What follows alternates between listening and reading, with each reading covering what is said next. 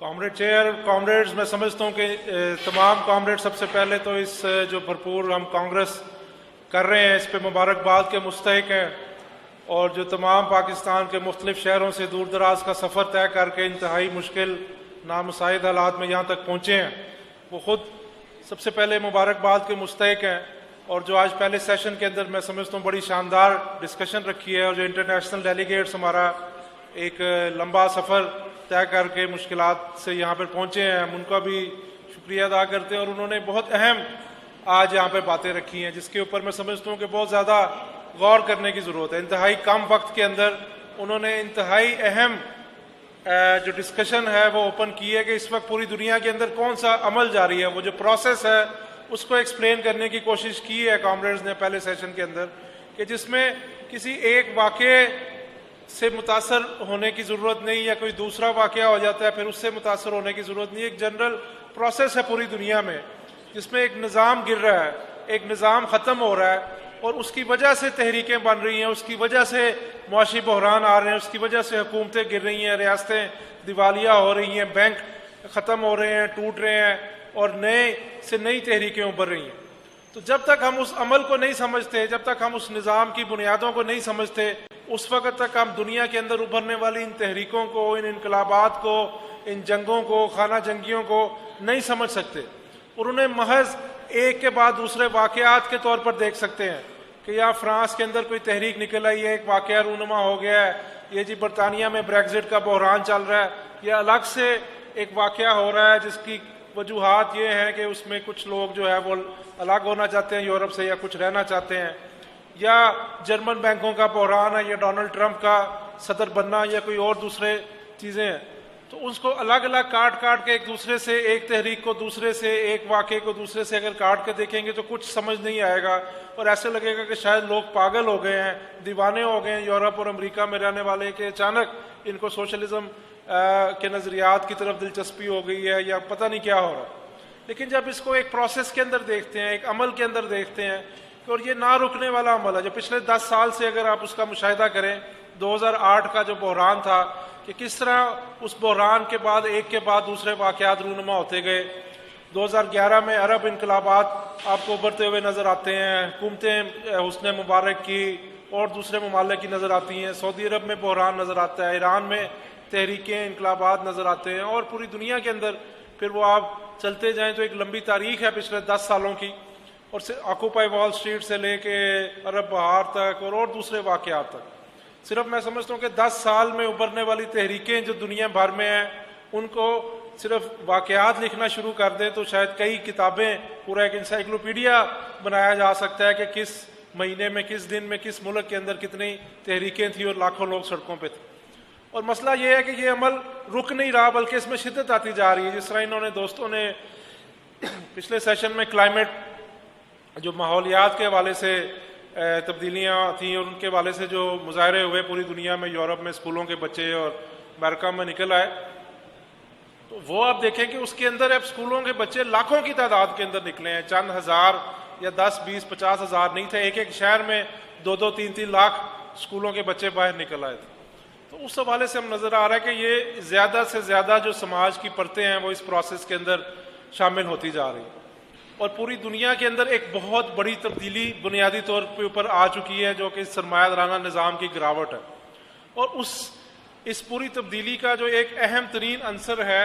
वो हमें अमरीकी साम्राज्य की कमज़ोरी के अंदर नज़र आता है कि आज अमरीकी साम्राज्य बहुत बड़े पैमाने के ऊपर कमज़ोर हो चुका है, खसी हो चुका है।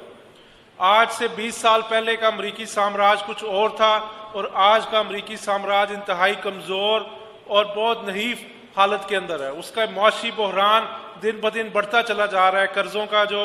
बोझ है खुद अमरीकी मईशत के ऊपर वो बढ़ता चला जा रहा है। अमरीका की बहुत सी कंपनियां दिवालिया होती जा रही हैं, बहुत से बैंक जो हैं वो बहरान की तरफ बढ़ रहे हैं, खुद अमरीकी सियासत एक बहुत ज़्यादा बहरान, एक बंद गली के अंदर दाखिल होती जा रही है, और खुद अमरीकी हुक्मरान तबके के खिलाफ सबसे बड़ी तहरीकें अमरीका के अंदर से उभर रही। जब तक इस पॉइंट को हम नहीं समझेंगे, हम आलमी सूरत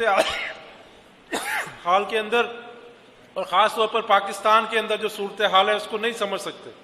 और जो दूसरी आलमी जंग के बाद एक नया वर्ल्ड ऑर्डर बना था उसको समझने की ज़रूरत है। कि जब दूसरी आलमी जंग हुई, पूरी दुनिया के अंदर करोड़ों लोगों को जो है वो लुकमा अजल बनाया गया, कत्ल हो गए, और उसके बाद एक नया वर्ल्ड ऑर्डर जो बना उसमें अमेरिका एक नई सुपर पावर के तौर पर बना था, और उसके तहत बहुत बड़े पैमाने पर अदारे तश्कील दिए गए थे, जिसमें IMF और वर्ल्ड बैंक का अदारा था, जिसमें अक़वाम मुत्तहिदा का अदारा था, और दुनिया के अंदर मुआशी हवाले से, सियासी हवाले से जो फोरम्स थे, अदारे थे, वो बनाए गए।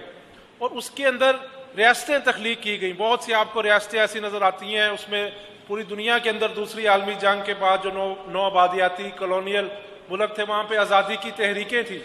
और उन आज़ादी की तहरीकों के अंदर एक ख्वाहिश थी, एक जज्बा था, वो अपनी जो गुलामी की जंजीरों को तोड़ने का। लेकिन उनके पास बहुत सी जगहों के ऊपर कोई वाज़ेह इनकलाबी क़यादत नहीं थी, जिसकी वजह से वो जो तहरीकें हैं वो अपनी मंजिल तक नहीं पहुँच सकी, और बहुत सी तहरीकों को खून में डबो दिया गया।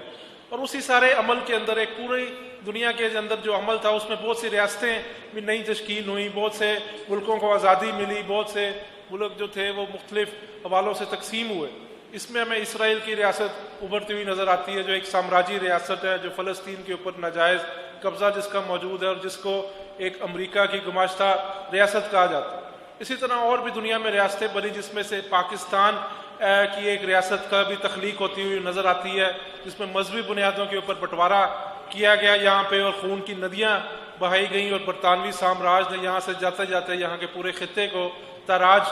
करने के लिए एक नई मनसूबाबंदी की। और उसी वर्ल्ड ऑर्डर के तहत हम देखते हैं कि पाकिस्तान तामीर होता हुआ नज़र आता है।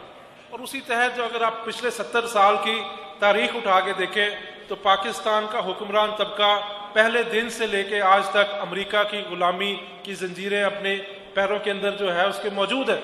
यहाँ पे IMF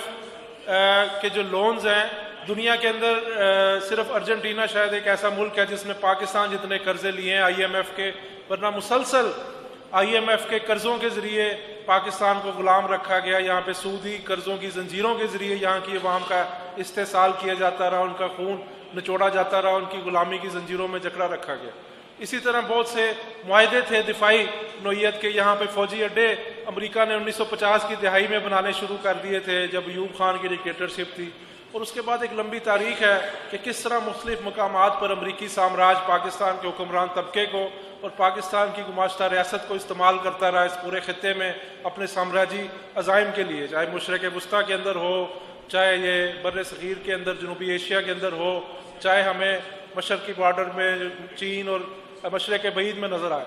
तो उस हवाले से पाकिस्तान का एक किरदार हमें 70 सालों के अंदर नज़र आता है। यहाँ पे आपको डॉलर जिहाद भी नज़र आएगा, यहाँ पे दहशतगर्दी के खिलाफ जंग भी जो अफगानिस्तान के अंदर पिछले 17-18 साल से जारी है वो भी नज़र आएगी। तो ये एक किरदार पाकिस्तान की रियासत अदा करती रही। लेकिन आज जो हमने पहले सेशन के अंदर वर्ल्ड पर्सपेक्टिव में डिस्कशन सुनी थी, अगर उसको जहन के अंदर अगर आप दोबारा दोहराएं तो उन्होंने बार बार ये बात की कि पूरी दुनिया तहबाला हो रही है, कि हर चीज़ अपने उल्ट में तब्दील हो रही है, तहरीकें उभर रही हैं। और अमेरिका जो कि एंटी कम्युनिज्म और एंटी सोशलिज्म के हवाले से जहाँ पे एक रियासती जबर मौजूद था, कंपेन मौजूद थी, वहाँ पे खुद सोशलिज्म के हवाले से तहरीकें मौजूद हैं। बरतानिया के अंदर एक लेफ्ट विंग गवर्नमेंट एक कई दहाइयों के बाद आने जा रही है बरसर इक़्तिदार। तो ऐसी सूरत हाल के अंदर जब वर्ल्ड ऑर्डर ही पिछला टूट गया है, इख्तिताम पजीर हो रहा है और नई सफ बंदियाँ हो रही हैं, नई साम्राज्य ताकतें उभर रही हैं, तो उसमें पाकिस्तान की रियासत भी अपना एक नया वजूद तलाश करने की कोशिश कर रही है। आज अमरीकी साम्राज्य को उस वर्ल्ड ऑर्डर की ज़रूरत नहीं है जो माजी में था। आज उसको नए अलाइंसेस की ज़रूरत है, नए इत्तेहाद की ज़रूरत है, नई जो है वो तरीक़ेकार के ज़रिए वो लूट मार के मुआहदे करना चाह रहे हैं। उनके लिए जो वो WTO का अदारा उन्होंने बनाया था वो कारगर नहीं है। वो तजारती जंग का आगाज़ कर चुके हैं और उनको तहबाला कर रहे हैं। जो अपने ही बनाए हुए अदारे थे, अपने बनाए हुए मुआहदे थे, उनको ख़त्म कर रहे हैं। तो उस हवाले में हमें पाकिस्तान की रियासत के हवाले से, पाकिस्तान की रियासत के बहरान के हवाले से, यहाँ पे हुक्मरान तबके के बहरान के हवाले से चीज़ों को समझने की ज़रूरत है। आज पाकिस्तान के अंदर एक शदीद तरीन मुआशी बहरान आपको नज़र आएगा। पाकिस्तान IMF के सामने एड़ियाँ रगड़ रहा है कि हमें एक नए कर्जे की ज़रूरत है, लेकिन पिछले 7 से 8 माह हो गए हैं, IMF अभी तक पाकिस्तान को कर्जा देने के लिए तैयार नहीं है और मुसलसल इनसे ज़्यादा इक़दामात की डिमांड कर रहा है। पाकिस्तान के ऊपर जो है वो एक तलवार लटक रही है, जिसे FATF कहा जाता है फाइनेंशियल एक्शन टास्क फोर्स, जिसके अंदर पाकिस्तान को ग्रे लिस्ट में डाल दिया गया है। और ये इम्कानात मौजूद हैं कि अक्टूबर तक अगर पाकिस्तान ने अमरीकी साम्राज्य के या मुख्तलिफ अदारों के बनाए हुए कवानीन पर या उनके अहकामात पर अमल दरामद ना किया तो उसको ब्लैक लिस्ट में डाल दिया जाए। ब्लैक लिस्ट का मतलब ये है कि पाकिस्तान का जो मालियाती ताल्लुक है पूरी दुनिया से वो मुनक़ता हो जाएगा, कट जाएगा। पाकिस्तान से दुनिया में आप पैसे नहीं भिजवा सकेंगे, बाहर की दुनिया से पाकिस्तान में इंपोर्ट एक्सपोर्ट और मालियाती जो जितना नेटवर्क है वो ख़त्म होने की तरफ जाएगा और पाकिस्तान का जो मालियाती बहरान है वो कई गुना ज़्यादा बढ़ने की तरफ जाएगा। इसी तरह पाकिस्तान जो है वो दूसरे मुल्कों से कर्जे मांग रहा है, चीन से, सऊदी अरब से, मुत्तहिदा अरब अमारात से और दूसरे बहुत से मसाइल आपको नज़र आएंगे। पाकिस्तान की सियासत का एक बहरान नज़र आएगा, पाकिस्तान की खारजा पॉलिसी का आपको बहरान नज़र आएगा कि इंडिया के साथ जो हालिया तनाव हमें नज़र आया, अफगानिस्तान के अंदर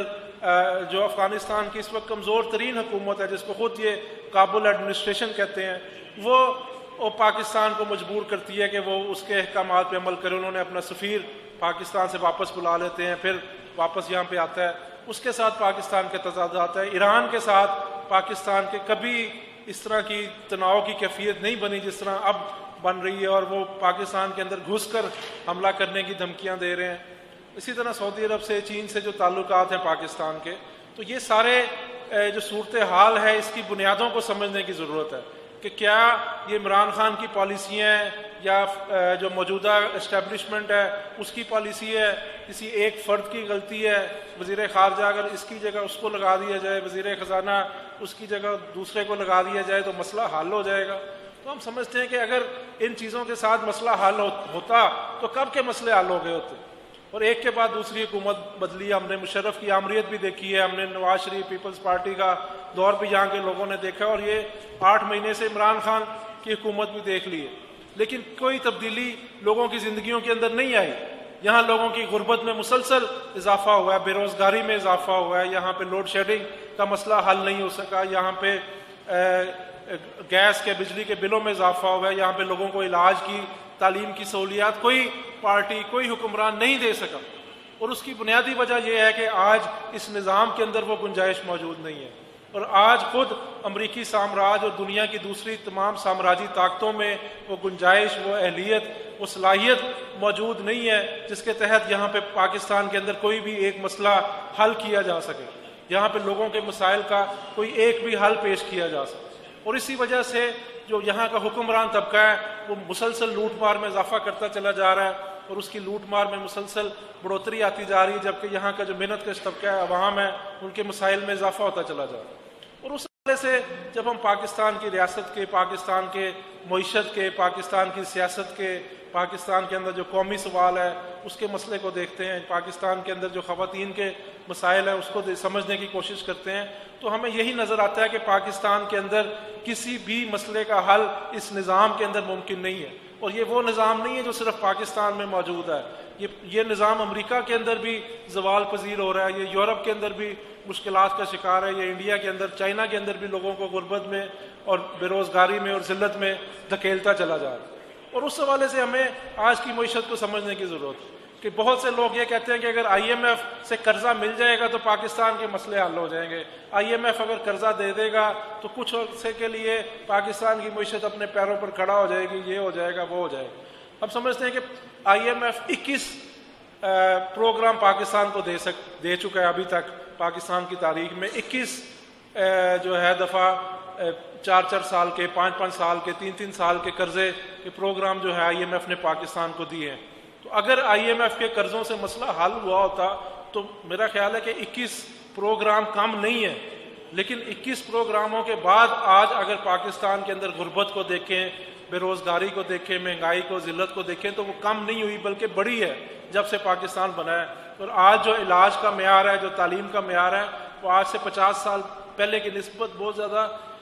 कमी हुई है, उसके अंदर गिरावट का शिकार। इसी तरह बहुत से लोगों ने CPEC को यहाँ पे मसले का हल बना के पेश किया है कि यहाँ पे अगर CPEC आ जाएगा, चाइना के कर्जे आ जाएंगे, सड़कें बननी शुरू हो जाएंगी, ग्वादर बंदरगाह के अंदर जो है वो तजारत शुरू हो जाएगी तो यहाँ पे मसला हल हो जाएगा। लेकिन जब सीपैक शुरू हुआ था उसी वक्त हमने तज्जिया करके उसका तनाजुर पेश किया था कि सीपैक के ज़रिए पाकिस्तान का कोई एक मसला हल नहीं होगा। और ये बात बहुत से लोगों के लिए हैरान कुन थी। बहुत से लोगों ने हमें मजाक उड़ाया, हंसी के इतने बड़े पैमाने पे 60 अरब डॉलर की सरमायाकारी होने जा रही है, बिजली के मंसूबे लगने जा रहे हैं, ग्वादर बंदरगाह पर जो है वो तजारत शुरू होने जा रही है, और आप कह रहे हैं कि मुल्क में तरक्की नहीं होगी, मुल्क में रोज़गार पैदा नहीं होगा, मुल्क में खुशहाली नहीं आएगी। तो हमने उस वक्त जो है इसको साइंसी बुनियादों के ऊपर वजाहत की थी कि आज के दौर के अंदर बैरूनी सरमायाकारी से कोई तरक्की, कोई खुशहाली नहीं आ सकती। अगर बैरूनी सरमायाकारी से कोई तरक्की और खुशहाली आई होती तो सबसे पहले खुद चीन के अंदर आती। जितनी सरमायाकारी चीन के अंदर आई है पूरी दुनिया से पिछले 20 सालों के अंदर, तारीख में कभी इतनी सरमायाकारी नहीं आई। अरबों नहीं खरबों डॉलर की वहाँ पे इन्वेस्टमेंट की गई है, वहाँ पे दुनिया की जदीद तरीन सनत लगाई गई है, वहाँ पे बड़े पैमाने के ऊपर जो है वो जदीद तरीन आलात और जो है वो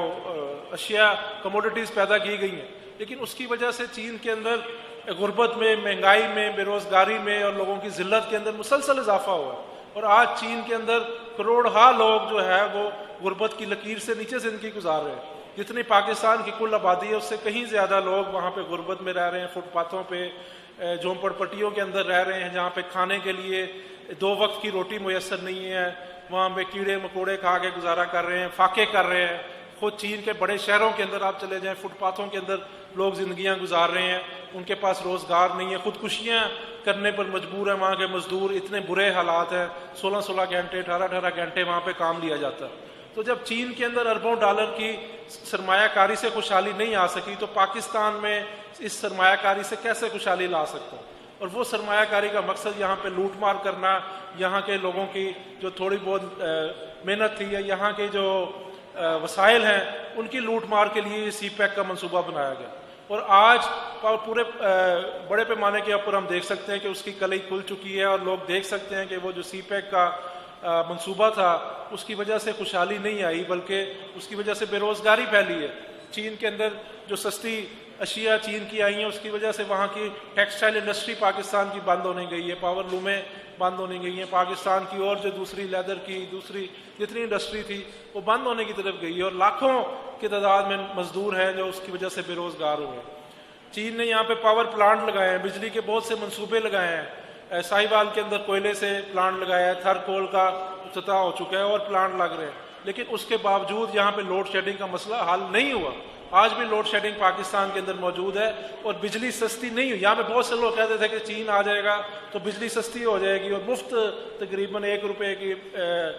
1 रुपये से भी कम और पता नहीं बहुत सस्ता यूनिट हो जाएगा और मुफ्त मिला करेगी। आज चीन यहाँ पर मौजूद है, ट्रांसमिशन लाइनें भी बिछा रहा है। इवन जो के इलेक्ट्रिक कराची से दोस्त आए हैं वो आपको बताएंगे कि जब से कराची इलेक्ट्रिक को प्राइवेटाइज किया गया है उसके बाद वहाँ पे बिजली की सहूलत में बेहतरी आई है या उसमें गिरावट आई है। कितने कितने घंटे की लोड शेडिंग कराची में हो रही है और चाइनीज़ कंपनी उसको चला रही है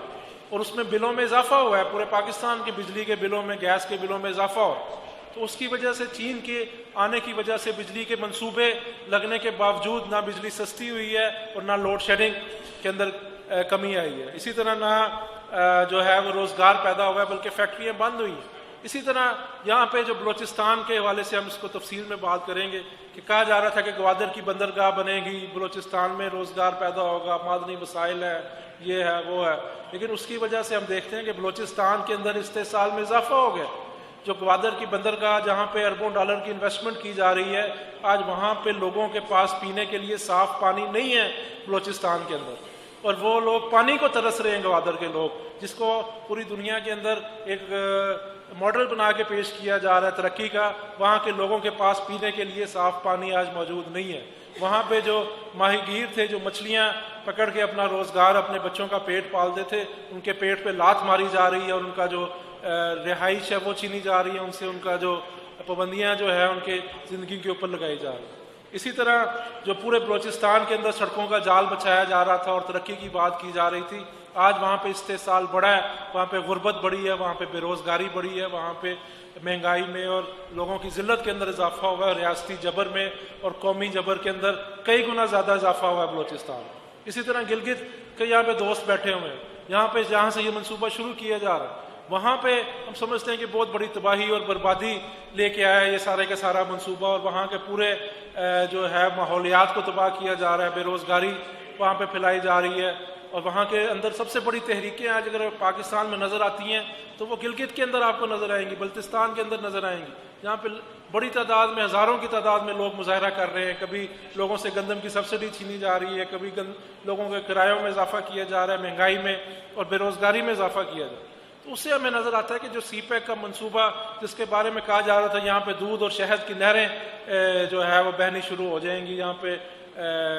ये ऑरेंज ट्रेन आपको लाहौर में नज़र आ रही है, अभी तक नामुकम्मल है, अभी तक ये ट्रेन चलनी शुरू नहीं हुई, लेकिन इसके ऊपर जो कर्जा पाकिस्तान ने लिया हुआ है $1.5 अरब से ज़्यादा का, उसका सूद तो अदा करना है। इसी तरह जो दूसरे कर्जे लिए हैं वो बहुत ज़्यादा बुलंद शरह सूद के ऊपर लिए गए हैं, जो कर्जे की सूरत में जो हमारे से अदा किए जाएंगे, जो हम बिजली के बिलों में, पेट्रोल की कीमत में और गैस के बिलों में और तमाम दूसरी चीज़, जब दाल ख़रीदते हैं, सब्ज़ी ख़रीदते हैं, जब सफ़र करते हैं ट्रेन में, बस में, उसमें अदा करते हैं ये जो कर्ज़ों का सूद है जो IMF और वर्ल्ड बैंक और अब चाइना यहाँ से लूट मार करके लेके जा रहे हैं। तो उस हवाले से हम समझते हैं कि पाकिस्तान की मईशत के अंदर आपको किसी भी हवाले से इस्तेहकाम के जितने दावे किए जाते हैं वो झूठ के अलावा कुछ भी नहीं। इसी तरह जो डॉलर के अंदर जो उसमें इजाफा किया गया, पाकिस्तानी करेंसी की जो कदर है उसके अंदर बहुत बड़े पैमाने पे गिरावट नज़र आई है पिछले 1-1.5 साल के अंदर, जिसमें 33% से ज़्यादा गिरावट नज़र आई। और आने वाले अरसे के अंदर आपको नज़र आएगा कि जो IMF के साथ मायदा होने जा रहा है उसमें पाकिस्तानी करेंसी की कदर के अंदर मज़ीद गिरावट की जाएगी, और जो 141 रुपये का इस वक्त डॉलर मिल रहा है वो 150 रुपये और 160 रुपये तक होने की तरफ जाएगा। और उसके क्या असरात होंगे वो मेरा ख्याल है उस पर बात करने की ज़रूरत नहीं है कि हर चीज़ की कीमत में कितना इजाफा होगा, जो स्टूडेंट्स यहाँ पे बैठे हैं उनकी फ़ीसों में कितना इजाफा होगा, जो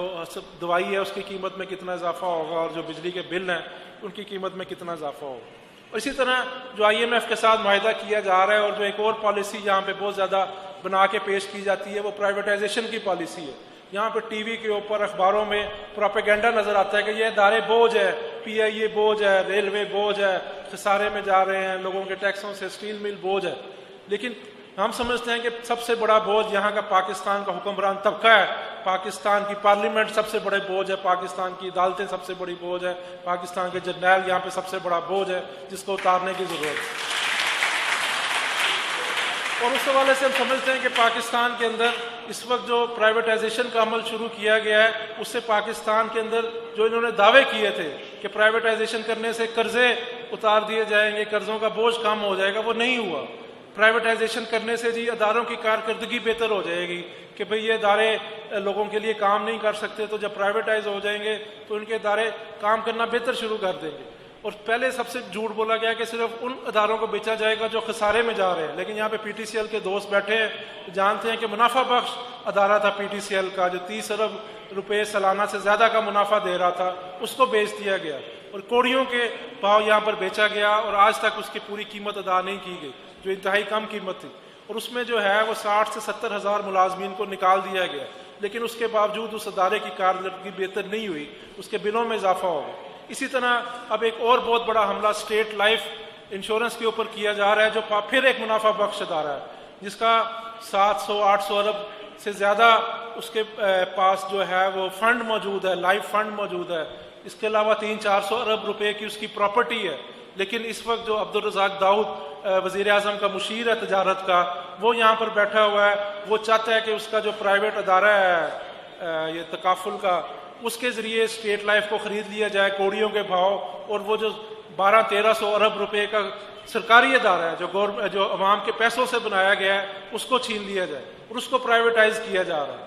और उसके अंदर ट्रेड यूनियन के ऊपर पाबंदी लगा दी गई है और हज़ारों की तादाद में मुलाजमीन को वहाँ से निकाला जा रहा है। इसी तरह अस्पतालों को प्राइवेटाइज करने की पॉलिसी बना दी गई है और उस पर अमल दरामद करने की तरफ जा रहे हैं। पाकिस्तान के अंदर पहले ही 85% लोगों के पास इलाज की सहूलत मौजूद नहीं है, वो उनके पास इतनी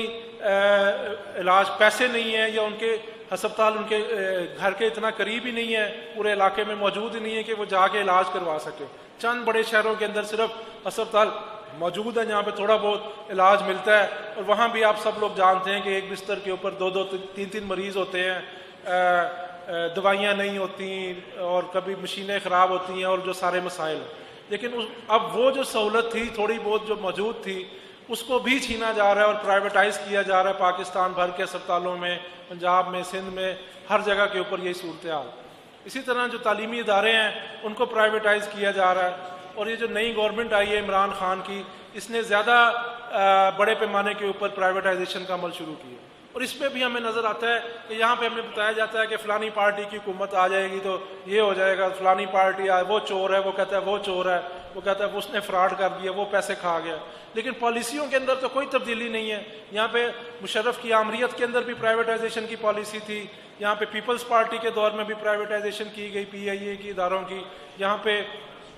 नवाज शरीफ के दौर में इदारों की, और आज इमरान खान की हुकूमत है जो तब्दीली का नारा लगा के आई है, तो ये कह के आई है कि हम लोगों को 1 करोड़ नौकरियां देंगे, जो हम कह रहे 50 लाख घर लोगों को बना के देंगे। लेकिन उनकी क्या पॉलिसी है? उनकी पॉलिसी भी यही है कि वो प्राइवेटाइजेशन कर रहे हैं। और प्राइवेटाइजेशन का मतलब ये है कि लाखों लोगों से उनका रोजगार छीना जा रहा है। बजाय इसके कि 1 करोड़ लोगों को नौकरियां दी जाती, इस हुकूमत के तहत 1 करोड़ लोगों से नौकरियां छीनने का मंसूबा बनाया गया और उनसे उस अमल का आगाज कर दिया गया। आते साथ सबसे पहले यूटिलिटी स्टोर कॉरपोरेशन के ऊपर हमला किया गया और वहां पे 14,000 लोगों से उनका रोजगार छीनने की कोशिश की। और वो लोग फिर इस्लामाबाद की सड़कों के ऊपर आकर बैठे, उन्होंने जद्दोजहद की, लड़ाई की और अपना रोजगार को महफूज बनाकर वहां से उठ के गए। और उस हवाले से और यूटिलिटी स्टोर कॉरपोरेशन किसको बेचनी थी? इमरान खान का दोस्त है जुल्फी बुखारी, उसको गिफ्ट करना था उसने। इसी तरह की अब्दुल रज़ाक दाऊद को कराची इलेक्ट्रिक गिफ्ट की जा रही है, ये स्टेट लाइफ दिया जा रहा है और एक लूट मार का अमल है। PIA को नोचा जा रहा है, लूटा जा रहा है, वहाँ पे मजदूरों को निकाला जा रहा है। और जो अपने मनपसंद नवाज शरीफ दौर में उसने शाहिद खाकान अब्बासी ने अपनी एयर ब्लू के नाम से एयरलाइन बना ली है और वो तरक्की की मंजिलें तय कर रही हैं। और PIA को जो है वो बर्बाद किया जा रहा है जो आवाम के टैक्सों के पैसों से बना हुआ है। इसी तरह रेलवे को बेचा जा रहा है। तालीमी इदारे जिसमें बहुत से स्टूडेंट्स यहाँ पे पूरे पाकिस्तान से आए हैं, वो जानते हैं कि यूनिवर्सिटियों को, कॉलेजों को बेचा जा रहा है। उनकी फ़ीसें बहुत ज़्यादा बढ़ गई हैं। उधर इवनिंग शिफ्ट्स के नाम पे प्राइवेटाइजेशन का अमल जारी है और मुख्तलिफ तरीक़ों से प्राइवेटाइजेशन की जा रही है। और उस हवाले से हम समझते हैं कि इस सारे प्रोसेस के तहत लोगों को रोज़गार नहीं दिया जा सकता। यहाँ पे लोगों को इलाज और तालीम की फैसिलिटीज़ बेहतर नहीं होंगी बल्कि और बदतर होती चली जाएंगी और पाकिस्तान का जो मुआशी बहरान है वो गहरा होता चला जाएगा। और उस हवाले से जो बुनियादी, अगर आप किसी भी शख्स से उसके म्यार ज़िंदगी के बारे में पूछें कि आज से 2 साल पहले तुम बेहतर ज़िंदगी गुजार रहे थे या आज गुजार रहे, तो ये एक आम सी बात है कि हर बंदा जानता है कि जो महंगाई जिस तरह बढ़ी है, जिस तरह अफरात ज़र में इजाफा हुआ है, जिस तरह डॉलर के कीमत में इजाफा हुआ है और हर चीज़ जो है वो बढ़ती चली गई है, उससे लोगों का म्यार ज़िंदगी गिरा है। जो पहले वो दवाइयाँ खरीद सकते थे बच्चों के लिए, आज अखबार में रिपोर्ट थी 2 दिन पहले कि बहुत से लोगों ने बच्चों के लिए गला खराब की, खांसी की, बुखार की दवाइयाँ खरीदनी छोड़ दी हैं कि हमारे पास पैसे नहीं है कि हम बच्चों के लिए दवाइयाँ खरीद सकें, हम अपने बुजुर्गों के लिए दवाइयाँ खरीद सकें, हमारे पास खाना खरीदने के वो मुश्किल पैसे, हम दवाई कहाँ से खर्चा लेके आए, खुद ही बुखार उतर जाएगा, खुद ही खांसी ठीक हो जाएगी, इसको सिर्फ खाना तो दें। और ये सूरत हाल। इसी तरह तालीम बच्चों को नहीं दे सकते, अपना इलाज नहीं खरीद सकते लोग और बुनियादी सहूलियात लोगों की ख़त्म होती चली जा रही है। अगर 2 साल की बजाय 2 महीने से मुआवजा करें, 2 हफ्ते से मुआवजा करें, पिछले दिन से मुआवजा करें, तो हमें नज़र आता है कि हर दिन पहले से ज़्यादा मुश्किल होता चला जा रहा है। और उस दौरान हमें उजरतों में कोई इजाफा नज़र नहीं आया। पाकिस्तान के अंदर अगर आप मजदूरों की उजरतों की बात करें, सरकारी मुलाजमीन की उजरतों की बात करें, प्राइवेट सेक्टर के अंदर तनख्वाहों की बात करें, तो उसके अंदर मुसलसल कमी होती चली जा रही है कि उनके काम के औकात कार बढ़ रहे हैं। 8 घंटे से 10 घंटे, 12 घंटे, 14 घंटे, 16 घंटे। आज आम हो गया है कि 16-16 घंटे किसी भी प्राइवेट सेक्टर में भी, इवन गवर्नमेंट के बहुत से सेक्टर्स में 16-16 घंटे लोग काम करने के ऊपर मजबूर हैं। और जो इतवार की छुट्टी का कंसेप्ट था वो बहुत से शोबों के अंदर ख़त्म होता चला जा रहा है। तो उस हवाले से हम समझते हैं कि लोगों की ज़िंदगियों के अंदर आसानी नहीं आ रही, बेहतरी नहीं आ रही, वो बदतर होती चली जा रही और लोगों की मुश्किलात में इजाफा होता चला जा रहा है। उसका इजहार हमें मुख्तलिफ समाजी हवालों से नज़र आता है। लोगों के अंदर तनाव बढ़ता चला जा रहा है, बेरोज़गारी की वजह से जराइम की शरह में इजाफा होता चला जा रहा है, क्राइम रेट बढ़ रहा है और जबर जो है लोगों का उसमें इजाफा होता चला जा रहा है और मुश्किलात बढ़ती चली जा रही है। और दूसरी तरफ हमें टीवी के ऊपर जो है वो एक और खेल बताया जाता है टीवी के ऊपर जो अगर आप खबरें ऑन करें, आप कोई अखबार का सफ़ा उठा के देख लें, पूरी अखबार पढ़ लें, कोई मैगज़ीन उठा के देख लें, किसी अखबार का कोई भी टीवी चैनल का टॉक शो उठा के देख लें, हमें बताया जाता है कि पाकिस्तान का सबसे बड़ा मसला ये है कि नवाज शरीफ को ज़मानत मिली है कि नहीं मिली है, नवाज शरीफ ने आज रोटी खाई है या नहीं खाई है, आज जरदारी को जो है वो अदालत में पेश हुआ है या नहीं हुआ। ये लोगों के बताया जाता है कि ये सबसे बड़ा मसला है। और हमें बताया जाता है कि इमरान खान ने आज क्या तकरीर की है या उसके ज़हन के अंदर क्या आज नए ख्यालात सामने आए हैं, उसने किस मुल्क के, और हमें टीवी पे बताया जाता है कि अनकरीब खुशहाली आने वाली है। 70 साल से अगर आप पाकिस्तान के हुक्मरानों की तकरीरें सुन लें, मैं ये रिकॉर्ड के ऊपर बात कर रहा हूँ, अगर कोई चैलेंज कर सकता है तो मुझे करे, इसमें मुझे खुशी होगी कि 70 साल से अगर आप पाकिस्तान के तमाम हुक्मरानों की तकरीरें सुने तो उसमें एक चीज़ कॉमन नज़र आएगी वज़ीर ख़जाना की, बाकी की, कि बस गली के अगली नुक्कड़ के ऊपर तरक्की खड़ी हुई है और बस ये इस हम हालात से गुजर जाएं फिर तो ऐसे तरक्की है, बहुत जल्दी तरक्की आने वाली है और पाकिस्तान बस तरक्की की मंजिल के करीब पहुंच गया, बहुत ही करीब है और अनकरीब तरक्की आने वाली, बस आप थोड़ा सा सब्र करें। और वो सब्र करते करते 70 साल हो गए हैं और ऐसे ही मेरा ख्याल है कई 70 गुजर जाएंगे लेकिन तरक्की नहीं आएगी। आज हमें इमरान खान भी यही बता रहा है कि मुर्गियाँ पाल लें, बकरियाँ पाल लें और बकरी का दूध पीना शुरू कर दें तो तरक्की आ जाएगी, अंडे बेचना शुरू कर दें। उस हवाले से हमें पाकिस्तान की ये सियासत का बहरान नजर आ, और उसमें नवाज शरीफ के पास क्या हाल है, जरदारी के पास क्या हाल है, और यहाँ पे बहुत बड़े बड़े महान कॉम्प्रेस लीडर बैठे हुए हैं पाकिस्तान में, उसका क्या हाल है उनके पास इस महंगाई का, बेरोजगार, किसी के पास कोई हाल नहीं। सबसे पहले तो हमें इस फ्रॉड हुकूमत के बारे में आज बात करने की ज़रूरत है, जिसके बारे में सब बात करना एक शजरे ममनुआ बन चुका है, उसके बारे में फेसबुक स्टेटस लगाना जो है वो एक जुर्म बन चुका है, जिसके बारे में अखबार में नहीं लिखा जा सकता, जिसके बारे में टीवी पे नहीं बात की जा सकती। ये कितना बड़ा फ्रॉड है कि तब्दीली के नाम पे जो आप हुकूमत लेके आए हैं, वो एक शख्स किसी से भी पूछ लें कि उसके मेरे ज़िंदगी में बेहतरी आई है तो मैं नहीं समझता कि पाकिस्तान का कोई मजदूर, कोई किसान ये कहेगा कि उसके अंदर हालात में तब्दीली आई, बल्कि बदतर हुए हैं। और उसकी जो तमाम तर मनसूबे हैं वो हमें नज़र आ रहा है कि एक फ्रॉड है, एक झूठ है, लेकिन उसके खिलाफ बात करने की बजाय हमें एक नए जो है वो नवाज शरीफ को ज़मानत दे दो, जरदारी को ज़मानत दे दो, शहबाज शरीफ बाहर जा रहा है, आदर आ रहा है, तो ये सारी एक सियासत, एक झूठ, एक फ्रॉड के पीछे लगाया गया। लेकिन आज हम समझते हैं कि पाकिस्तान की सियासी पार्टियों की हकीकत पाकिस्तान के अवाम के सामने नंगी हो चुकी है। आज पाकिस्तान के लोगों को, मजदूरों और किसानों को ये बताने की ज़रूरत नहीं है कि जरदारी फ्रॉड है, आज ये बताने की ज़रूरत नहीं है कि बिलावल धोखा दे रहा है। आज वो खुद अपनी आंखों से, अपने तजर्बों से, बार बार के तजर्बों से ये जान चुके हैं कि ये झूठ है, ये फ्रॉड है, पीपल्स पार्टी एक धोखे के सिवा कुछ भी नहीं है। इसी तरह यहाँ पे कहा जाता था कि पंजाब नवाज शरीफ का गढ़ है और पंजाब के अंदर से नवाज शरीफ की बहुत बड़ी हमायत है और जब नवाज शरीफ इशारा करेगा तो लाखों लोग पंजाब की सड़कों के ऊपर होंगे। लेकिन हमने देखा है कि इसी लाहौर के अंदर नवाज शरीफ जेल के अंदर था और बाहर 8 लोग जो है वो एहतजाज कर रहे थे, 9वां 10वां बंदा उनको नहीं मिल रहा था। प्रेस क्लब के बाहर हमने खुद देखा है 6-7 लोग एहतजाज कर रहे थे नवाज शरीफ। कहाँ पे लाखों लोग, कहाँ पे नवाज शरीफ की हमायत पंजाब के अंदर, लाहौर के अंदर, पंजाब के दूसरे शहरों के अंदर, और पंजाब के लोगों ने रद्द किया नवाज शरीफ। पंजाब सिंध के अवाम की बात की जाती है, सिंध के मेहनत कशों में, हारियों के अंदर, मजदूरों के अंदर जितनी नफरत बिलावल के लिए और जरदारी के लिए शायद ही किसी और शख्स के लिए,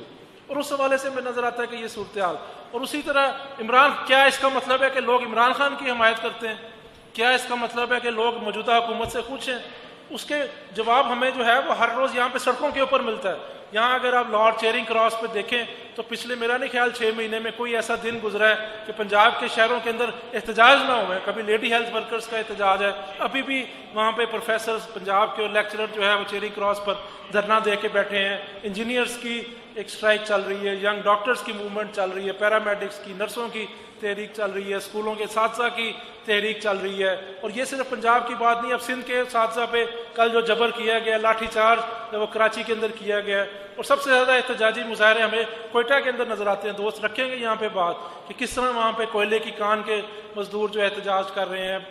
हस्पतालों के मुलाजमीन एहतजाज कर रहे हैं, और कोई ऐसा महकमा नहीं है, कोई ऐसा इदारा नहीं है बलोचिस्तान में। KPK में हमें सबसे बड़े, तारीख के सबसे बड़े एहतजाज नजर आए हैं, जो सादजा का एहतजाज पेशावर के अंदर हुआ, जो यंग डॉक्टर्स की मूवमेंट KPK में चल रही है, और दूसरे नर्सों को जो एहतजाज वहाँ पे, और दूसरे इदारों के एहतजाज। लेकिन इन एहतजाजों का जिक्र आपको अखबार में नजर नहीं आएगा, आपको किसी टीवी चैनल के टॉक शो के अंदर ये बात होती हुई नजर नहीं आएगी कि लाहौर में, कराची में, पेशावर में कितने लाखों लोग एहतजाज कर रहे हैं, कितने लोग सड़कों के ऊपर हैं और कितने लोग हुकूमत की पॉलिसियों के खिलाफ जो है वो बात कर रहे हैं। और इसी हवाले से उसको नज़रअंदाज करने की कोशिश की जाती है। आज पाकिस्तान के अंदर कोई ऐसा सरकारी अदारा नहीं है जहाँ पे प्राइवेटाइजेशन के खिलाफ तहरीक मौजूद ना हो। वो PIA के अंदर भी मौजूद है, वो वापडा में, रेलवे में, वो पाकिस्तान के हर अदारे के अंदर आपको मौजूद नजर आएगी। पाकिस्तान के यहाँ पे स्टूडेंट्स बैठे हैं, कोई ऐसा तालीमी इदारा नहीं है, कोई ऐसी यूनिवर्सिटी नहीं है जहाँ पे स्टूडेंट्स की मूवमेंट आपको नजर ना आए। यहाँ पे सिंध यूनिवर्सिटी के अंदर हजारों की तादाद में तलबा ने एहतजाज किया पिछले अरसे के अंदर। यहाँ पे आपको पंजाब यूनिवर्सिटी के अंदर ट्रांसपोर्ट के इशू पे एहतजाज नजर आता है, मुल्तान में एहतजाज नजर आते हैं, कायद आज़म यूनिवर्सिटी जो थी इस्लामाबाद में एहतजाज, पेशावर यूनिवर्सिटी में मुख्तलिफ तहरीकें नजर आती हैं, मुख्तलिफ जगहों के ऊपर आपको एहतजाज नजर आए। और अगर आप उनका गिनती करनी शुरू कर दें कि पाकिस्तान के अंदर कोई ऐसा अदारा नहीं है, कोई ऐसा अखबार नहीं है, कोई ऐसा TV चैनल नहीं है जो इन तमाम एहतजाजों का सिर्फ रिकॉर्ड ही रख सके, सिर्फ गिनना शुरू कर दें कि कराची के अंदर प्रेस क्लब के बाहर कितने एहतजाज हुए हैं पिछले 1 महीने के अंदर, पोर्ट कासम के वर्कर्स का एहतजाज है, वहाँ पे अब ये कल उसातिज़ा का एहतजाज है, और कितने एक लंबी फहरिस्त है। यहाँ पे कॉमरेड्स आके बात रखेंगे। लाहौर के अंदर आप बात करनी शुरू कर दें, मुल्तान में बात, किसी भी शहर को उठा के देख लें, कितने इदारों के अंदर एहतजाज है। तो मैं समझता हूँ कि वो दर्जनों से बढ़ते चले जाएंगे और सैकड़ों की तादाद में। और फिर हम ये सवाल पूछते हैं कि क्या उन एहतजाजों की तादाद के अंदर कमी आ रही है या उनके अंदर इजाफा होता चला जा रहा है? तो हमें उसका जवाब हाँ में मिलता है कि उनके अंदर बहुत बड़ा इजाफा आ रहा है। लेडी हेल्थ वर्कर्स को देख लें या और किसी भी इदारों को देख लें, फिर उसमें हमें नजर आता है कि समाज के ज्यादा से ज्यादा हिस्से उसमें शामिल होते चले जा रहे हैं। अगर यहाँ पे पुराने दोस्त बैठे हैं, अगर 20 साल पहले, 25 साल पहले अगर आप यहाँ पे डॉक्टर्स भी बैठे हैं, 25 साल पहले डॉक्टर्स को मुअज़्ज़िज़ पेशा समझा जाता था, डॉक्टर साहब कह के बात की जाती थी, और जो बंदा मेडिकल कॉलेज में पहुंच जाता था उसके घर वाले मिठाइयाँ पूरे मोहल्ले में बांटते थे कि हम तो अब गरीब नहीं रहेंगे, अब तो हम मुअज़्ज़िज़ लोगों में शामिल हो गए। लेकिन उन्हीं डॉक्टर्स को इन सड़कों के ऊपर हमने लाठी चार्ज होते हुए भी देखा है, उनको पुलिस के साथ मार खाते भी देखा है, और बहुत बड़े बड़े जो है जबर और तशद्दुद का सामना करते हुए भी देखा है। और पिछले तकरीबन 10-12 साल से डॉक्टर्स ने जितने बड़े पैमाने पे एहतजाज किए हैं, मैं नहीं समझता शायद किसी और अदारे ने किए। और इसका मतलब है कि डॉक्टर, और किस बात पे एहतजाज कर रहे थे डॉक्टर? वो इस बात पे तो नहीं कर रहे थे कि हमें कोई बंगला दिया जाए, कोई हमें बड़ी मर्सिडीज गाड़ियाँ दी जाए, तनख्वाहें नहीं मिल रही, तनख्वाहों में इजाफा, तनख्वाह के बगैर काम कर रहे हैं जी, बगैर तनख्वाहें ज़्यादा मिलनी चाहिए, काम करने के लिए सीटें नहीं हैं। कि वो मुल्क जहाँ पे पहले ही इलाज मौजूद नहीं है लाखों लोगों के पास, वहाँ पे डॉक्टर ये एहतजाज कर रहे हैं कि हमें नौकरियाँ नहीं मिल रही, कि गवर्नमेंट हमें नौकरियाँ दे कि हम लोगों का इलाज कर सकें। ये डॉक्टर्स की डिमांड है और ये इस मुल्क का हाल। और अभी यहाँ पे दोस्त बैठे हैं जो इंजीनियर हैं, जिनको जो STO का आपने नाम सुना होगा, एक दहशत सितारी हो जाती है जी, STO साहब आ गए हैं। हम तो किसी महकमे में जाते हैं तो नायब कासिद भी हमें अंदर नहीं जाने देता, लेकिन जब STO साहब की गाड़ी से उतरते हैं और बड़े से उसमें अंदर जाते हैं, खुशबू लगी होती है, मोबाइल हाथ में पकड़े होते हैं, हम कहते हैं बहुत बड़ा कोई अफसर आ गया। लेकिन पिछले साल हमने देखा कि वही SDO सड़कों के ऊपर आके एहतजाज कर रहे हैं कि हमारी तनख्वाहें बहुत कम है। हमें तो खुद बहुत हैरानगी हुई कि SDO की भी इतनी कम तनख्वाह है कि सिर्फ 30-35 हज़ार के ऊपर जो है उसको गुजारा कर रहे। और उस हवाले से हमने देखा है कि जो ऐसे समाज के शोबे जो पहले नहीं थे एहतजाज में, उसातिज़ा, अब पिछले 5 दिन से आप ये चेयरिंग क्रॉस पे जाएंगे, प्रोफेसर, कॉलेजों के प्रोफेसर जो हैं वो सड़कों पे एहतजाज कर रहे हैं, स्कूलों के उसातिज़ा ने एहतजाज किया है। तो ज़्यादा से ज़्यादा समाज के जो हिस्से हैं वो मुतासर हो रहे हैं इस मुआशी बहरान से, और वो एहतजाज करने पर मजबूर हो रहे हैं। वो कोई शौक से नहीं आते कि आज हमें बहुत शौक है कि आज हमने पार्क में सैर करने नहीं जाना तो सड़क पे एहतजाज करने चले जाते हैं, पुलिस से लाठियाँ खाते हैं। तो वो शौक से नहीं जाते, इंतहाई मजबूरी के अंदर इंतहाई बुरे हालात होते हैं, तंग आ जाते हैं हालात से कि वो एहतजाज करने पर मजबूर हो जाते हैं। इसी तरह और दूसरे शोबे हमें नजर आते हैं। तो समाज के बहुत से ज़्यादा हिस्से जो हैं वो हमें इसमें नजर आ रहे हैं। फिर उसमें हमें नजर आता है कि क्या ये लोग जो एहतजाज कर रहे हैं इनका किसी सियासी पार्टी पर कोई एतमाद है? क्या इनसे जाके अगर पूछें जो कराची में, कोयटा, पेशावर में बैठे हैं, लाहौर में, कि भाई अगर नवाज शरीफ आ जाएगा तो क्या लगता है आपको कि मसले हल हो जाएंगे? तो या जरदारी से आपको कोई उम्मीद वाबस्ता है? या अगर कोयटा में बैठे हैं तो महमूद खान अचकजई से या असफंद यार वली से आपकी कोई उम्मीद वाबस्ता है? कराची में अगर आपको MQM से या ANP से या किसी सिंधी नेशनलिस्ट पार्टी से हैदराबाद में अगर वो बैठे हैं कि कोई उम्मीद वाबस्ता है, तो मैं समझता हूँ कि हम जो अपने ज़ाती तजर्बे से और जो सारी रिपोर्ट्स देखते हैं कि किसी भी एक जो लोग एहतजाज कर रहे हैं, मजदूर है, किसान को पाकिस्तान की किसी पार्टी से कोई उम्मीद वाबस्ता नहीं, किसी आमरीत से, किसी जमहूरियत से, किसी सियासी पार्टी से उम्मीद वाबस्ता नहीं। और यहाँ पर ट्रेड यूनियन के दोस्त बैठे हैं, उनको पहले अदालतों से बहुत उम्मीद हुआ करती थी कि अदालत से रिलीफ मिलता होता है, सुप्रीम कोर्ट में चले जाएंगे। आज मेरा नहीं ख्याल कि पाकिस्तान के किसी ट्रेड यूनियन के अंदर मजदूरों को पाकिस्तान की अदालतों पर भी कोई एतमाद नहीं रहा। और इसी तरह पाकिस्तान की पार्लियामेंट है कि क्या पाकिस्तान के अवाम को पाकिस्तान की पार्लियामेंट से कोई उम्मीद है कि पाकिस्तान की पार्लियामेंट में उनका मसला हल हो सकता है? महंगाई का मसला है, बेरोजगारी का मसला है, प्राइवेटाइजेशन का मसला है, सड़कों का मसला है, सीवरेज का मसला है, पानी का मसला है। क्या पाकिस्तान की पार्लियामेंट में या सूबाई पार्लियामेंटों में वो मसले हल हो सकते हैं? मेरा नहीं ख्याल कि पाकिस्तान के अंदर किसी भी शख्स को रत्ती भर भी एतमाद है पाकिस्तान की पार्लियामेंट पे, पाकिस्तान की अदालतों पर, और सबसे बढ़कर पाकिस्तान की किसी सियासी पार्टी पर कोई एतमाद नहीं। इसी तरह स्टूडेंट्स की अगर हम बात करें, आज से 20 साल पहले मुख्तलिफ तलबा तंजीमें अदारों में काम कर रही थी। आज पहली बात तो यह है कि वो ख़त्म हो चुकी है माजी की सारी, और नई गुंजाइश वहाँ पे पैदा हो रही। और उस हवाले से हम समझते हैं कि उन स्टूडेंट्स को भी अगर आप उनकी बात करें, किसी सियासी पार्टी के ऊपर कोई एतमाद नहीं है, और किसी कॉन्फ्रेंस तंजीम या दूसरी तंजीमों पर एतमाद मौजूद नहीं। और उस हवाले से हम समझते हैं कि ये सारी सूरत हाल हमें बता रही है कि ये पाकिस्तान के अंदर एक बहुत बड़ी इनकलाबी कैफियत की तरफ चीज़ें जो है वो पहुँच रही। पाकिस्तान की जो रियासत का बहरान है वो ख़त्म होता हुआ हमें नज़र नहीं आता। पाकिस्तान की जो मईशत का बहरान है वो इस निज़ाम में हल होता हुआ नज़र नहीं आता, बल्कि वो बढ़ेगा। अभी जो हमें नज़र आया है कि इंडिया के साथ इनका इख्तलाफ बना है, इंडिया के साथ जो एक जंग की कैफियत बनी है, हम समझते हैं कि ये एक बिल्कुल नई कैफियत, इसको समझने की मैं समझता हूँ यहाँ पे जितने दोस्त बैठे हैं इसके ऊपर बहुत तफसीली हमने एक डिस्कशन उतारी है अपने डॉक्यूमेंट के ऊपर। इसके ऊपर बात करने की ज़रूरत है कि एक नई सिचुएशन डेवलप हुई है। 50 साल के अंदर, पिछले पाकिस्तान के अंदर कभी ऐसी सूरत हाल डेवलप नहीं हुई जहाँ पे जंग का खतरा मौजूद हो। यहाँ पे बातें की जाती हैं कि हम जंग करेंगे, हम ये कर देंगे, इंडिया को तबाह कर देंगे, लाल किले पर झंडा लगा देंगे, और बातें बहुत सी होती थी। लेकिन सबको पता था कि पाकिस्तान और इंडिया के अंदर ख़ास तौर पर एक लंबे अरसे से कि जंग की कैफियत नहीं, हालत जंग की पैदा की जा सकती है। लाइन ऑफ कंट्रोल के ऊपर, वर्किंग पाउडर के ऊपर हैवी शेलिंग हो सकती है, बयानात का तबादला हो सकता है कि उधर से सख्त बयान आए, इधर से सख्त बयान जाए। लेकिन ये एक ज़हन नशीन हो गई थी बात कि जंग की तरफ सूरत हाल नहीं जा सकती। जंग के लिए सिर्फ क्रिकेट का मैदान रह गया था कि जब दो मुल्कों का क्रिकेट का मुकाबला होता था तो कहते थे कि भाई ये मिसाइल, बॉलर ने मिसाइल फेंक दिया, ये छक्का नहीं है, ये जनाब तोप का गोला है। ये कमेंट्रियाँ, ये टीवी पे अखबारों में हमें बातें नजर आती। तो जो क्रिकेट का मैच था, और आज ये सूरत हाल हो गई, और ये 50 साल का एक लंबा अरसा है जिसमें पूरी एक नस्ल जवान हो गई। और आज लोग समझते हैं कि जंग भी शायद क्रिकेट का मैदान है।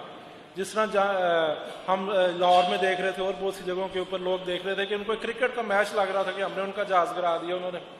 लेकिन एक जो हालत जंग का जो तस्वुर था, हम समझते हैं कि चीज़ें उससे आगे बढ़ गई और एक जंग की सूरत हाल की बात हो रही। और जैसे ही जंग का खतरा, एक हकीकी जंग की सूरत हाल की नौबत आई है, उसी वक्त हमें हुक्मरानों की एक पसीने छूटते हुए नजर आए, इनकी परेशानी नजर आई है। उन्होंने कहा नहीं अमन होना चाहिए, अमन होना चाहिए, अमन होना चाहिए। और हम जो है वो अमन रखना चाहते हैं, क्योंकि हम सीमेंट का कारोबार कर रहे हैं, हम प्रॉपर्टियों का कारोबार कर रहे हैं, हम दलिये की फैक्ट्रियां लगाई हैं, हमारा ये सारा कारोबार खराब हो जाएगा, हमारे और बहुत से मसले हैं सारे जो है वो खराब हो जाएंगे। तो अमन होना चाहिए। वो किस अमन की बात कर रहे हैं? वो कौन सा अमन है? इस निज़ाम के अंदर हम पिछले 50 सालों में, 70 सालों में देख रहे हैं कि इस अमन के दौर के अंदर कितनी खून रेजी की गई है, मजलूम कौमियतों का कितना खून बहाया गया है, यहाँ पे भूख से कितने लोग मरे हैं, यहाँ पे बीमारी से कितने लोग मरे हैं। जो लोग अस्पताल में दवाइयों की दुकान के सामने एड़ियां रगड़ रगड़ के इसलिए मर जाते हैं कि उनके पास दवाई खरीदने के पैसे नहीं होते। क्या तुम इसको अमन कहते हो? क्या माँ अपने बच्चों को इसलिए कत्ल कर देती है कि उसके पास खाना देने के पैसे नहीं होते? ये इसको अमन कहते हो तुम? जो लोगों को पूरे पाकिस्तान के अंदर, कराची से लेकर पेशावर तक लोगों का, मजलूम लोगों का खून बहाया गया है, इसको अमन कहते हो तुम? हम समझते हैं कि इस निज़ाम के अंदर ये लोग न अमन दे सकते हैं, न जंग कर सकते। और किस अमन की बात हो रही?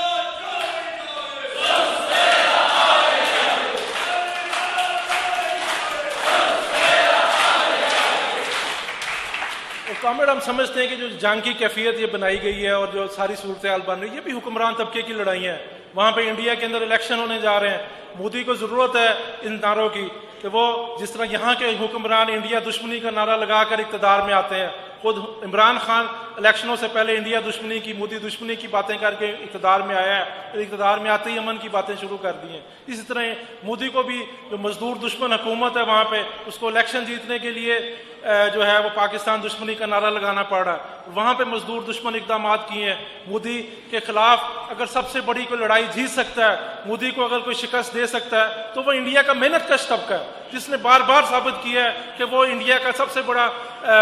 इंडियन रियासत का और मोदी का सबसे बड़ा दुश्मन वो हिंदुस्तान का मजदूर है, वो हिंदुस्तान का किसान है, जिसने हड़ताल की है। इस साल के आगाज में 8-9 जनवरी को 2 रोज़ा हड़ताल हुई है, जिसमें 20 करोड़ मेहनत कशों ने पूरे इंडिया के अंदर पूरा मुल्क का पहिया जाम कर दिया था। पाकिस्तान जो कहता है कि हम मोदी के सबसे बड़े दुश्मन हैं, पाकिस्तान के किसी अखबार में, किसी टीवी चैनल में उस हड़ताल की खबर नहीं आई थी, जो हम समझते हैं कि साबित करता है कि पाकिस्तान के हुक्मरान और इंडिया के हुक्मरानों के मुफादात एक हैं और इंडिया के मेहनत कश तबके के और पाकिस्तान के मेहनत कश तबके के मुफादात एक हैं। और यहाँ पे जो जंगों का नाटक किया जाता है वो हुक्मरान तबके के मुफादात के लिए किया जाता है। और सबसे बढ़कर यहाँ पे मसला है कश्मीर को इस्तेमाल किया गया है। कश्मीर के मेहनत कशों के खून से एक दफ़ा नहीं कई दफ़ा होली खेली गई है और अभी भी कश्मीर के नाम के ऊपर यहाँ के हुक्मरान तबकात ने लूट मार की एक जंग मुसल्लत की हुई है, जिससे सिर्फ ना सिर्फ कश्मीर के अवाम को खून में डुबोया गया, उनका इस्तेसाल किया गया, उनको कौमी महरूमी में धकेला गया, बल्कि उस कश्मीर के मसले के ऊपर पूरे बर्र सगीर के मेहनत कशों को लूटा गया, नोचा गया। और उस हवाले से हम समझते हैं कि आज पाकिस्तान के हुक्मरान तबकात कश्मीर की आज़ादी की बात करते हैं, इंडिया के हुक्मरान जो हैं वो अपने मुफादात के लिए कश्मीर के ऊपर जबर कर रहे हैं, वहाँ के लोगों को कौमी महरूमी में धकेला हुआ है। और यहाँ पे पाकिस्तानी मकबूजा कश्मीर के अंदर एक जबर के एक नए सिलसिले का आगाज़ कर दिया गया है। लाइन ऑफ कंट्रोल के ऊपर हम समझते हैं कि उसके खिलाफ तहरीकें उभर रही हैं, जहाँ पे शेलिंग से वहाँ पर भी लोग मरते हैं, यहाँ पर भी लोग मरते हैं। और उस हवाले से हम समझते हैं कि इस कश्मीर के मसले का इन कौमी बुनियादों के ऊपर, इन रियासती बुनियादों के ऊपर, इस निज़ाम के तहत कोई हल मौजूद नहीं है और सिर्फ एक सोशलिस्ट इनकलाब के ज़रिए कश्मीर के लोगों को आज़ादी हासिल हो सकती है और वो एक सोशलिस्ट फेडरेशन के अंदर अपना हकीकी मुकाम हासिल करेगा। और इसी तरह हम समझते हैं कि जहाँ पे यहाँ पे बहरान में इजाफा हुआ है और जहाँ पे कौम परस्ती की सियासत जो है वो मरने की तरफ गई है, ख़त्म होने की तरफ गई है, लेकिन उसके बाद हम देखते हैं कि रियासती जबर में इजाफा हुआ है, यहाँ पे कौमी जबर के अंदर इजाफा हुआ है। यहाँ पे बलोचों के ऊपर जो जबर है, जो सीपैक के मनसूबे के तहत किया जा रहा है, जो दूसरे मादनियाती वसाइल की लूट मार के लिए किया जा रहा है, उसमें इजाफा हुआ है। यहाँ पे जो पश्तूनों के ऊपर जबर है उसमें इजाफा हुआ है। जहाँ पे सिंध के अंदर जो है वो कौमी जबर के अंदर इजाफा हुआ है, चाहे वो महाजरों के ऊपर हो, चाहे वो सिंधी मेहनत कशों, मजदूरों और किसानों के ऊपर हो, उसमें हर रोज़ इजाफा होता चला जा रहा है। उनका लूट मार बढ़ती जा रही है, उनके ऊपर इस्तेसाल किया जा रहा है, उन पर एक के बाद दूसरी पाबंदियां लगाई जा रही है और उसके खिलाफ मुजाहमत मौजूद है, उसके खिलाफ तहरीकें मौजूद हैं, उसके खिलाफ लोगों का गम और गुस्सा मौजूद है। लेकिन आज कोई ऐसी हमें बड़ी पार्टी नज़र नहीं आती जो उन सारी तहरीकों को जोड़ सके और उसको एक तबकाती तहरीक के साथ जोड़ते हुए इनकलाबी तहरीक की तरफ लेके जा सके। वक्तन फ़वक्तन तहरीकें उभर रही हैं, बलोचों की तहरीकें उभरी हैं। यहाँ पे हमें पिछले अरसे में पश्तूनों की एक बहुत बड़ी तहरीक उभरते हुए नजर आई, जिसने बहुत बड़े पैमाने के ऊपर जो है लोगों को मोबिलाइज किया है। जो इमीडिएट डिमांड्स थी, जो फौरी डिमांड्स थी, उनके ऊपर उन्होंने जो है वो एहतजाज करने शुरू किए और एहतजाज का दायरा कार वसी करते चले गए। लेकिन वहाँ पे हमें उसकी लिमिटेशंस नजर आई हैं। उसमें हमें नजरियाती जो बुनियादें ना होने की वजह से वो एक खाई से दूसरी खाई, मौका परस्ती से जो है वो गद्दारी की तरफ जाते नजर आया। और वहाँ पे हमें नजर आया कि एक तरफ वो साम्राज्य के किरदार को नहीं समझ सके, जहाँ पे वो पाकिस्तानी रियासत के जबर के खिलाफ एहतजाज कर रहे हैं, वहाँ पे दूसरी साम्राज्यी ताकतों से वो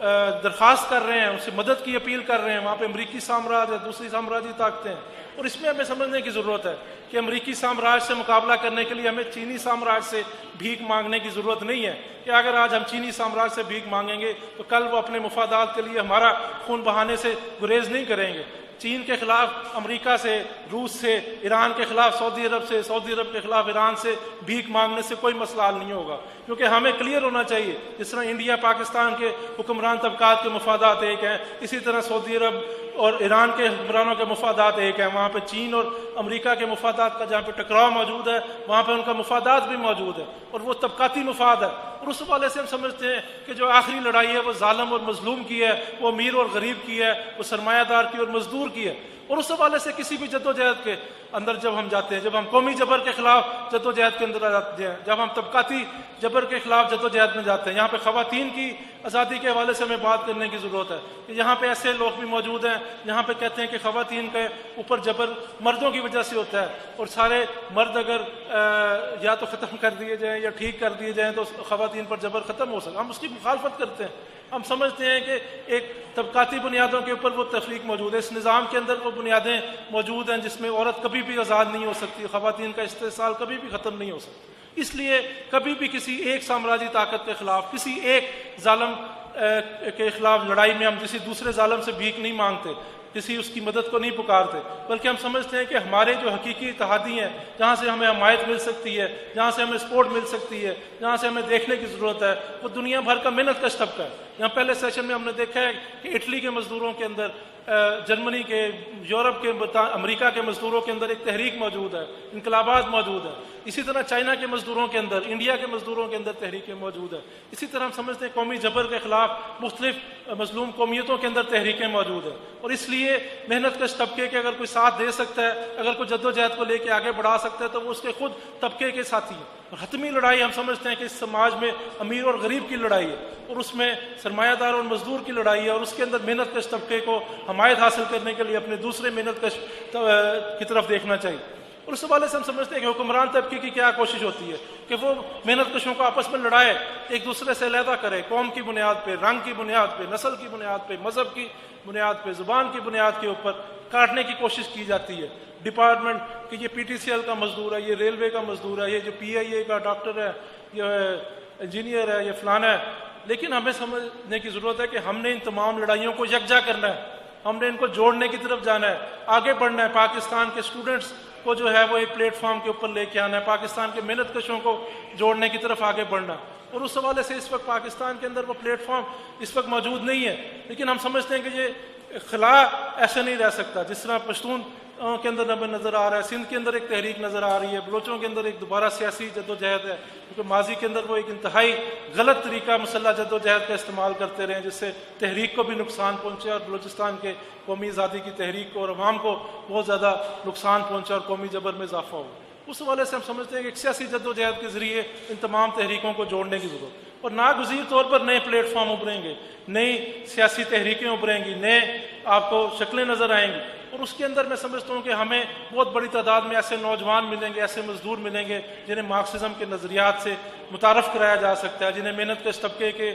हकीकी नज़रियात से तारुफ कराया जा सकता है और उन तक ये बात पहुँचाई जा सकती है कि इस निज़ाम के ख़िलाफ़ लड़ाई लड़ने के लिए एक इनकलाबी पार्टी की तामीर की ज़रूरत है जो मार्क्सिज्म के नज़रियात के बगैर तामीर नहीं की जा सकती। और इस निज़ाम के अंदर, सरमायादाराना निज़ाम के अंदर,